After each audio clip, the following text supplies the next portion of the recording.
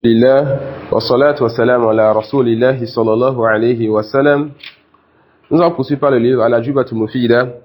À la question numéro 20, quand on demande à Cheikh Al-Fawzan, hafizahullah ta'ala, ma taqulu fi man yaqul inna khusumatana lil yahudi laysat diniyah لأن القرآن الكريم حض على مصافحاتهم ومصادقتهم. نعم. C'est partie, n'est-ce pas, de ce que les gens héritaient de Al-Qaradawi. Ils disent que pensez-vous au shir de quelqu'un qui dit que notre animosité avec les Yéhouds, les Juifs, n'est pas religieux. Pour eux, c'est que la guerre entre les musulmans et les Juifs, c'est une guerre qui est tout simplement rattachée à la terre.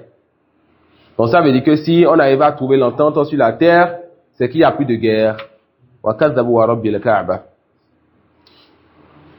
Ils disent que le Coran nous a encouragé, n'est-ce pas, d'être bienfaisants envers eux. Le Coran nous a encouragé, n'est-ce pas, d'être amis avec eux. Le Cheikh il dit, Hafizahullah ta'ala, et cette parole aussi, c'est la parole, n'est-ce pas, de l'ancêtre de Al-Qaradawi, Hassan al-Banna, le fondateur, n'est-ce pas, de la secte des Ikhwan. Et on est en train de rentrer petit à petit dans leur groupe. On va parler dans les séances à venir de ce qui les Ikhwan de façon générale. On va parler, n'est-ce pas, des Jama'at al-Tabligh, Inch'Allah, si c'est pas encore fait. On va parler des Sururiya et de certaines têtes comme Sayyid Qutb et Mohamed Surur, Inch'Allah, si Allah nous permet cela. Le Cheikh dit, هذا الكلام فيه خلط وتضليل اليهود كفار وقد كفرهم الله تعالى ولعنهم وكفرهم رسول الله صلى الله عليه وسلم ولعنهم. Il dit qu'il y a dans cette parole un mélange de l'erreur et de l'égarement. Il dit que les Yéhouds, les Juifs sont des mécréants. Allah les a rendus mécréants et le prophète Mohammed sallallahu alayhi wa sallam les a rendus aussi mécréants. قال تعالى لعن الذين كفروا من بني إسرائيل. Allah subhanahu wa ta'ala les a maudits, le prophète sallallahu alayhi wa sallam les a maudits. Allah subhanahu wa ta'ala a maudit ceux-là qui ont mécru parmi les enfants d'Israël. وقال صلى الله عليه وسلم لعنة الله على اليهود والنصارى. Le prophète sallallahu alayhi wa sallam a dit que la malédiction d'Allah soit sur les juifs et les chrétiens. Al-la'natu huwa at-tardu aw hiya at-tardu an rahmatillah. Al-la'natu, la malédiction, c'est le fait que la personne soit éloignée donc de la miséricorde d'Allah. Wa qala ta'ala innal ladhina kafaru min ahli al-kitabi wal mushrikina fi nari jahannama khalidina fiha ulaika hum sharrul bariyyah. Allah subhanahu wa ta'ala dit, c'est ceux-là qui ont mécru parmi les gens du livre, les juifs et les chrétiens, ainsi que les animistes, les polythéistes, sont dans le feu de l'enfer éternellement. Ceux-là sont les pires des créatures. وقال تعالى يا أيها الذين آمنوا لا تتخذوا اليهود والنصارى أولياء بعضهم أولياء بعض. Allah subhanahu wa ta'ala interdit donc aux croyants en leur disant, ô vous qui avez cru, ne prenez pas les juifs et les chrétiens comme alliés, ils sont alliés les uns les autres. Et celui qui suit ce qui se passe en Palestine, c'est ce dont on parle ici. Le cheikh, qu'est-ce qu'il a fait? Il a répondu par des versets qui sont clairs. Quand les textes sont clairs, il n'y a plus de paroles à ajouter. Après avoir mis les versets où Allah les maudit, Allah les traite de mécréants, où Allah nous interdit de les prendre comme alliés, et dit donc, notre animosité envers ces gens-là, c'est une animosité religieuse. Où est donc Hassan al-Banna? Où est donc Yusuf al-Qaradawi? Où sont-ils donc par rapport à ces versets-là? Ne lisent-ils donc pas le Coran? N'ont-ils pas la langue arabe? Notre animosité envers les Juifs, c'est une animosité religieuse. Et tant qu'ils ne viendront pas à notre religion, cette animosité est ila yawm al-qiyamah. Wala yajuzu lana musadaqatuhum. Et on n'a pas le droit de les prendre comme amis.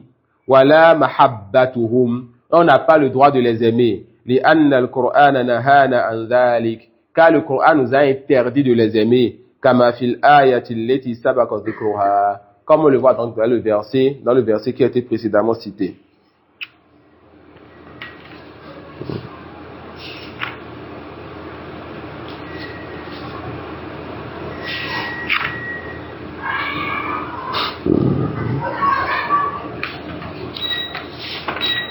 La question suivante, la question 25.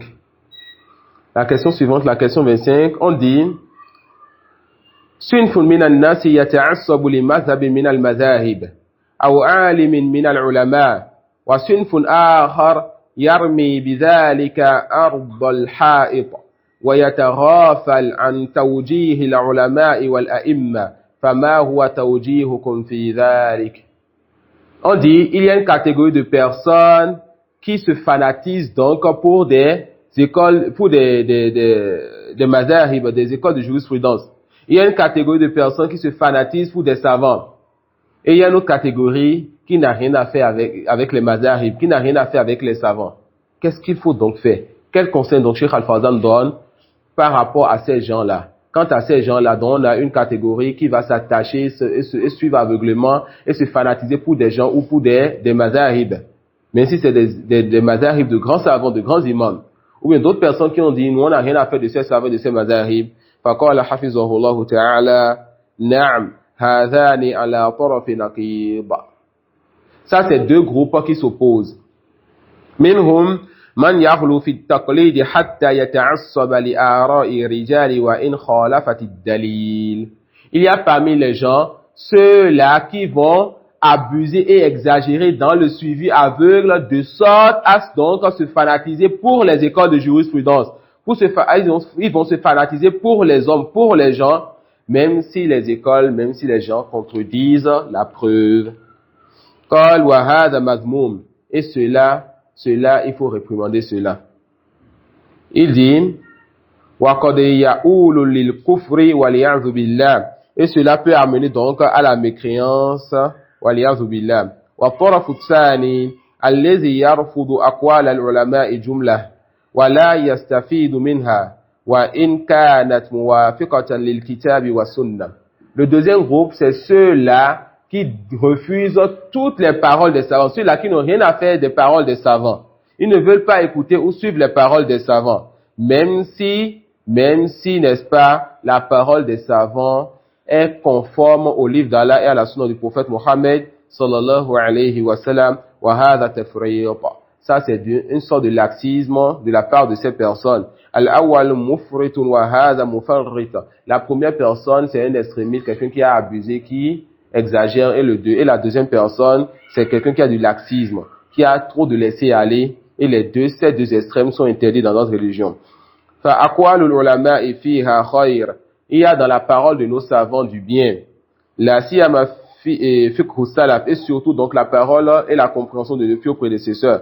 Fiqh sahabati wa tabi'in, la parole et la compréhension des compagnons et de ceux qui les ont suivis. Wal a'immatil arba' et des quatre grands imams, l'imam Abu Hanifa, l'imam Malik, l'imam Ash-Shafi'i et Ahmad.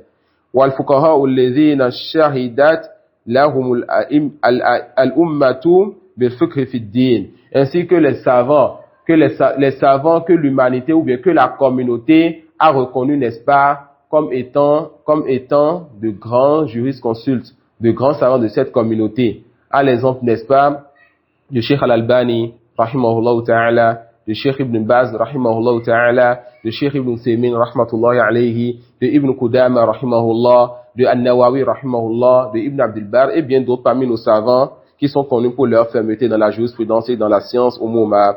Yusafadu min aqwalihim wa yuntafa' biha. On profite de la parole de ces gens-là et on ne délaisse pas ces paroles-là. لكن لا تؤخذ على أنها قضية مسلمة. Mais la parole des savants, on ne la prend pas comme si c'était une parole absolue. On ne peut plus chercher à vérifier quelque chose. On ne peut plus chercher à savoir si il pourrait se tromper. بل إذا عرفنا أن القول مخالف للدليل فإننا مأمورون أن نأخذ دليل. Quand nous avons donc la preuve que la parole du savant contredit le dalil, contredit donc la parole d'Allah de son messager, nous avons reçu l'ordre donc de contredire donc cette parole de ce savant et de prendre la preuve qui nous est venue de la part de notre Seigneur. أما إذا كان هذا القول لا يخالف الدليل من الكتاب والسنة فلا بأس أن تأخذ به ونقبله. Mais quand la parole du savant ne contredit pas le livre et la sunna, il n'y a aucun mal donc à prendre cette parole et d'accepter cela. وَلَيْسَ هَذَا مِنْ بَابِ التَّعَسُّبِ. Prendre la parole du savant quand ça ne contredit pas la preuve, cela n'est pas du fanatisme. Cela n'est pas du fanatisme. وَإِنَّمَا مِنْ بَابِ الْإِنْتِفَاعِ بِفِقْهِ السَّلَفِ الصَّالِحِ. Cela est tout simplement le fait de profiter donc de la compréhension de nos pieux prédécesseurs. وَالْإِسْتِفَادَةِ مِنْهُ وَالْإِسْتِضَاءَةِ مِنْهِ. Et il y a en cela le fait de profiter de la parole des pieux prédécesseurs et que cela soit comme une lumière pour nous pour pouvoir comprendre notre religion. فهو السبيل إلى معرفة معاني كتاب الله وسنة رسوله صلى الله عليه وسلم. La parole des savants, la compréhension des pieux prédécesseurs, cela est donc la voie par laquelle nous allons comprendre le sens du livre d'Allah et de la sunna de Mohammed sallallahu alayhi wa sallam. وهذا هو قول الحق الوسط. نأخذ من أقوال العلماء والفقهاء ما وافق الدليل من كتاب وسنة ونترك ما خالف الدليل ونعتذر للعلماء في خطئهم ونعرف قدرهم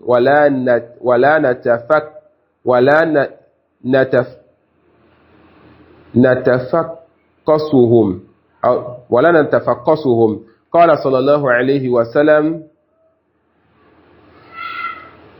ولا ننكسهم قال صلى الله عليه وسلم إذا حكم الحاكم فاجتهد ثم أصاب فله أجران وإذا حكم فاجتهد فأخطأ فله أجر واحد. Quand la parole du savant contredit donc le livre d'Allah et la sunna de son messager sallallahu alayhi wa sallam, nous délaissons cette parole et nous donnons une excuse au savant. Nous n'allons pas donc diminuer la valeur du savant. Nous n'allons pas délaisser ce savant, rejeter ce savant. Mais le prophète sallallahu alayhi wa sallam, comme il a dit, nous allons, quand le savant qui peut faire des efforts, le mujtahid, il trouve la bonne réponse, il a 2 récompenses, et quand il se trompe, il n'a qu'une seule récompense. والخطأ مغفور إذا كان ممن توفر فيهم شروط الاجتهاد. L'erreur est excusée et l'erreur est pardonnée quand celui qui se trompe fait partie de ceux qui ont rempli les conditions de l'ijtihad. Il dit أما الجاهل أو المبتدئ في طلب العلم فهذا ليس له اجتهاد. L'ignorant et le débutant, ces gens-là n'ont pas d'effort à faire dans la religion. ولا يجوز له أن يجتهد. Il n'est même pas permis pour l'ignorant et pour le débutant de dire je fais de l'ijtihad. وهو آثم باجتهاده أخطأ أو أصاب. Et l'ignorant et le débutant est pécheur en faisant d'ijtihad, qu'il trouve la bonne réponse ou pas. لأنه فعل ما ليس له فعله. Parce qu'il a fait ce qui ne lui convient pas de faire. Alors on dit à l'ignorant et au débutant أنت تقلد من يستحق التقليد. On dit à l'ignorant et au débutant, tu suis donc celui qui mérite qu'on le suive, que tu connais sa preuve ou pas. Et ici on parle de quoi? Des sujets de jurisprudence et non des sujets de croyance. On a déjà abordé ce sujet au sud. Il n'est pas permis de faire du fanatisme dans la croyance. Il n'est pas permis de faire du suivi aveugle dans la croyance. Dans la croyance, tu dois prendre ta croyance avec preuve et compréhension. Mais dans les sujets de jurisprudence, l'ignorant et le débutant, il leur est interdit de faire des efforts et il leur est obligatoire de suivre même s'ils ne maîtrisent pas le dalil. De prendre les avis même s'ils ne maîtrisent pas le dalil, mais les avis de ceux-là qui sont habilités donc à faire des efforts. Et il est interdit à celui qui peut faire des efforts de faire quoi? De suivre sans faire des efforts. Et il y a entre les deux, celui qui peut faire des efforts dans certains chapitres de jurisprudence et ne peut pas faire des efforts dans d'autres chapitres. Alors on leur dit, les chapitres dans lesquels tu peux faire des efforts, tu fais des efforts, et le reste de ces chapitres, tu suis donc ceux qui t'ont précédé parmi les imams. Non. Non. Des efforts pour sortir les jugements des questions de jurisprudence. Non. Non. Un comportement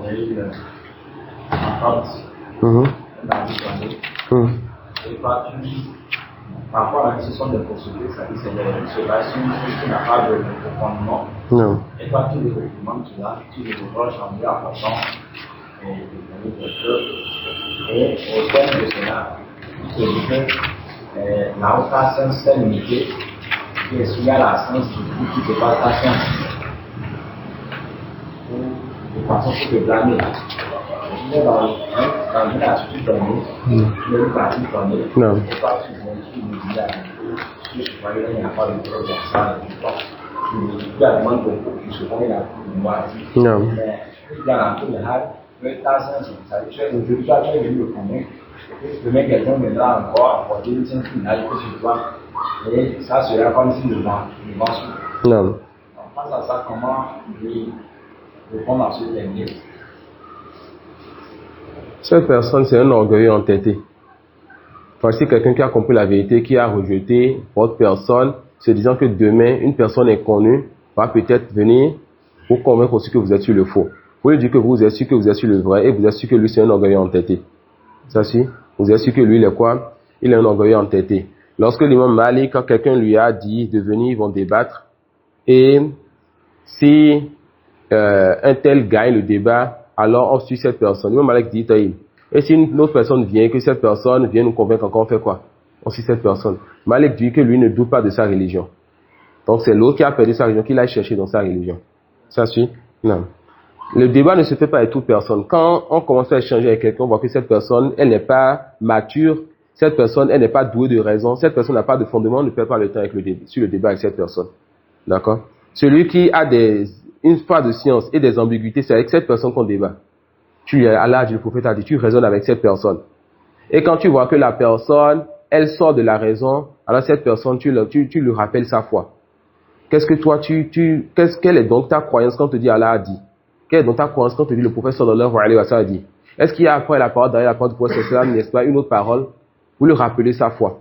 Et cette personne, on ne débat plus sur le sujet de base avec elle. Si elle revient donc à la foi qu'elle doit avoir, elle va revenir sur le sujet principal, Inch'Allah. Quel est le cas de quelqu'un qui, parce qu'on lui donne des avis de savoir de la qui sont sur la semaine, on lui donne des avis, et les deux savants ont chacun une chose, mais là il décide de dire que c'est très savant, moi, je peux considérer que ça est reçu. Est-ce que ça m'a donné la physique? Ça c'est un mal si la personne dit tout ce que ce savant dit, c'est ça que je suis. Cheikh Abou Salam Ashou'ir, c'est un Hanbali. Et je l'ai écouté dire, celui qui dit que la vérité est dans le mazhab de Hanabila, cette personne doit se repentir. Et avant lui, beaucoup d'autres savants ont dit cela. Ça suit? Donc celui qui pense que la vérité est dans un mazhab, ou chez un savant, cette personne doit se repentir. Car la vérité se trouve dans le consensus des savants, pas dans la parole d'un seul savant. Un savant peut trouver juste et peut se tromper, tu dois avoir cela comme conviction. Ensuite, quand tu es débutant, quand tu es ignorant, tu peux dire que ce savant, je pense qu'il a un peu plus de science, je pense qu'il a un peu plus de piété, alors en attendant que j'ai une part de science, je vais suivre la parole de ce savant.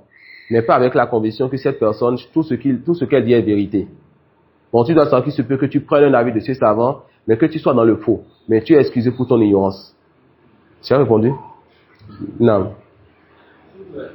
Quelle est la parole des savants sur quelqu'un qui va faire vraiment des hauts niveaux?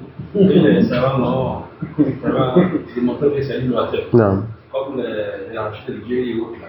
Non. Et qui se trouve dans une famille voilée, on est famille avec lui. Comment il faut rester avec lui? Ah, l'innovateur dans la famille. C'est difficile ça. Non. Le fait qu'il soit de la même famille que quelqu'un, il y a le lien de parenté à ne pas négliger, surtout quand c'est un proche parent. Et le fait qu'il soit innovateur, il y a le fait, n'est-ce pas, de montrer son désaccord et son désaveu vis-à-vis de cette personne. Ça suit? On peut détester quelqu'un et quand même donner une part de son droit à cette personne. On déteste les juifs et les chrétiens, mais on fait des transactions avec eux. On déteste les chrétiennes, mais quand elles sont pieuses, c'est permis quand les circonstances sont réunies, même si on ne sait pas s'il y a ces circonstances à notre époque. Ça peut aller. Donc je ne sais pas si je vais vous demander de délaisser ce parent-là avec le droit de sur la Torah qui est là. Non. Mais s'il combat la sunna qui le combat, son cas est différent. Non.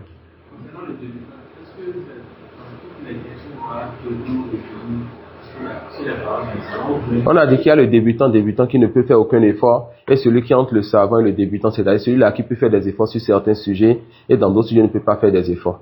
Il faut vraiment qu'ils réunissent les conditions de l'ijtihad sur ces sujets. Ça peut aller. Donc tu parles de qui? Celui qui est débutant dans tous les sujets, ou bien celui-là qui, quand même, a commencé par étudier et a maîtrisé certains sujets, peut faire des efforts sur certains sujets. Il peut faire des efforts sur certains sujets, n'est-ce pas? Non. Si cette personne a vraiment acquis certaines règles et peut comprendre et faire des efforts, on lui dit, tu n'es plus amené à forcément suivre aveuglément sur ces sujets. Et ça peut être interdit pour cette personne-là. Non. Et c'est souvent ces étudiants-là qu'à un moment donné, quand ils voient 3-4 avis de savants, ils peuvent faire des efforts, ils disent non, c'est cet avis, avec cette preuve qui est la vérité, c'est soutenu par tel savant. Il n'a pas pris l'avis à cause du savant, mais il a pris ça à cause de la force du dalil. Non. Quand tu as un avis, quand tu cherches la preuve sur laquelle les savants s'est basé pour donner cet avis-là, c'est une erreur. Ça dépend de celui qui cherche la preuve. Ça dépend de celui qui cherche la preuve. Quand c'est un ignorant, il ne peut pas comprendre la preuve. Mais quand c'est un étudiant, ce n'est pas une erreur. Non. Il y a une autre question, non? Non, chez nous, on a et ça fait partie des choses par lesquelles les étudiants sont éprouvés aujourd'hui. Tu vois quelqu'un, tu sais que cette personne ne comprend pas la preuve. Et à chaque fois qu'elle va te poser une question, avec la preuve s'il te plaît, avec la preuve s'il te plaît, tu lui cites n'importe quel verset, n'importe quel hadith, il te dira Jazakallah khairan. Ça peut aller. Tu lui cites n'importe quel verset, n'importe quel hadith, il te dit Jazakallah khairan. Parfois, mais lui-même ne va pas lire ta réponse ou écouter ton audio, il veut juste transmettre ça. Ça suit? Ça fait partie des choses par lesquelles les étudiants sont éprouvés aujourd'hui. T'as pas de là? Les gens se programment de Mazal Malikia, dans la cour de Non. et ils sont cramponnés là-dessus. Non. Ça fait que, lors de la tête, toi, tu peux faire ton rappel sur la croyance. Et après, bon, il y a les gens qui lancent vraiment des questions sur la question des études. Après, toi, tu n'es pas de la vie de mal dans certains cas, et tu leur exposes ton avis sur quoi tu es, et tu les recordes un peu. En leur tout maintenant, ils diront encore de questionner parce que tu vois que c'est une pratique qui n'est pas quotidienne dans leur milieu en fait. Donc ils interrogent l'espace qui est dans les barrages. Non. On l'interroge et il a son tour de lui expliquer, quand il lui explique. Non, que c'est faux. C'est faux. C'est comme ça, on est venu, c'est comme ça on a trouvé les gens. Il y a des choses sur ça. Et ils sont tous dans ça, avec la question de critique sur nous. Et la parole, c'est comme tu as l'obligation de critique sur la question de critique. Soit tu décides ce qu'il a le plus de faire. Mais si tu as donné un avis concret, surtout un avis qui est inhabituel, ça devient très complexe. Tu donnes la réponse qui va y interroger ailleurs. Et celui qui l'a interrogé, lui, il a plus, l'ancien a vu la force, même parfois même sans preuve. Mais lui, sa notoriété, sa place dans la société, son nom est le. Cherchez à avoir aussi cette notoriété. Cherchez à vous imposer dans vos milieux. Les savants conseillent, n'est-ce pas, quand il y a un mazhab qui est connu dans un milieu, d'étudier ce mazhab. Par exemple, le Bénin, par exemple, on ne se fait pas d'un mazhab précis ici. D'accord? C'est vrai, on va dire en Afrique de l'Ouest de façon générale, le mazhab des Malikites. Mais le Bénin, ça peut aller. Donc, je suppose que le Bénin, c'est comme la Mauritanie, l'Algérie, ou le Mali, le Maroc, etc. Où eux, c'est les gens qui sont accrochés au mazhab maliki. Qu'est-ce que les savants nous conseillent? D'étudier ce mazhab. D'accord? Moi, j'allais peut-être pas étudier le mazhab hanbali. Mais j'allais étudier quoi? Le mazhab maliki. Donc, les savants donnent deux conseils. Le premier conseil, c'est d'étudier le mazhab de ta zone. Le deuxième conseil, c'est d'étudier le mazhab que ton cheikh t'enseigne. Parce que tu as un cheikh, tu ne connais aucun cheikh, ou tu n'as aucun cheikh qui va t'enseigner le mazhab des malikites. Mais tu vois que tous ceux qui sont autour de toi enseignent le mazhab shafi'i, mais des hanabila. Tu fais quoi? Tu vas aller voir un cheikh qui maîtrise le mazhab des hanabila, dit enseigne-moi le mazhab des malikites. S'il n'a pas honte, il va t'enseigner, mais tu seras faible. D'accord? Et celui qui étudie bien mazhab, cette personne ne va pas faire de ta'assub, ne va pas faire de fanatisme. Donc quand vous étudiez, vous maîtrisez ce mazhab, je suppose, moi j'étudie le mazhab de Hanabila. Et je viens quelque part, et en parlant, je dis aux gens que l'eau est de deux catégories, soit tahur, soit najis. Les gens quittent la mosquée, ils vont aller demander à Alpha du quartier. L'Alpha dit non, c'est faux, c'est trois catégories. Et j'entends ça, je vis au cours suivant, je dis que Ibn Qudama, qui est imam ou a'imma, chez les Hanabila, a dit kaza wa kaza dans son Mughni. Ils vont prendre la parole de Alpha, ou bien de l'un des imams de Hanabila. Donc quand vous maîtrisez, vous allez dire, ah, le deuxième avis donc chez les Malikites c'est ceci, et c'est une riwaya de l'imam Malik, cela a été soutenu par un tel Ibn Abdel Bar et un tel parmi les Malikites. Il va dire quoi après cela? Et on voit que ça c'est un ignorant qui connaît un seul avis, et vous avez plus de science sur le mazhab. D'accord? Non. Une autre question? C'est ça pour l'enfer. Non. Les frères, toute science, cherchez à vraiment étudier, ne vous limitez pas aux premiers livres qui s'enseignent dans toute science. Les premiers livres sont souvent la porte de toute science, et quand vous allez rentrer, vous allez plus prendre plaisir. Et où que vous soyez, vous saurez que votre mot dit dans toute science, Inch'Allah. Et c'est ça qu'on veut de nous.